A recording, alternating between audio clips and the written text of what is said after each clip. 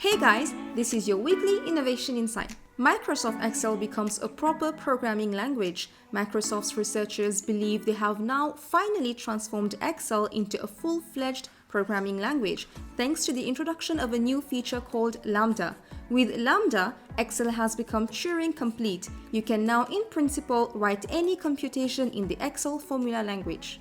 Next, Malaysians can now buy Bitcoin using e-wallets. Cryptocurrency exchange Binance announced that Binance P2P, its peer-to-peer trading market where you can trade crypto in exchange for your local currency, has added new e-payment options for Southeast Asian currencies.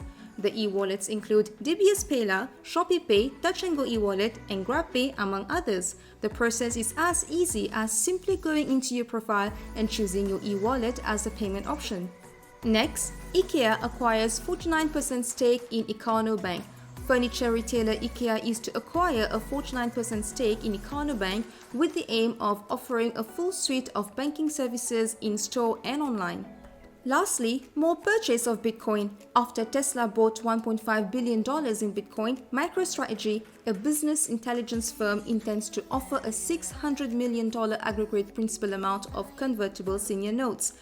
The firm's cryptocurrency holdings are worth more than $3.5 billion. Bitcoin is currently at $51,931 at the time of making this video.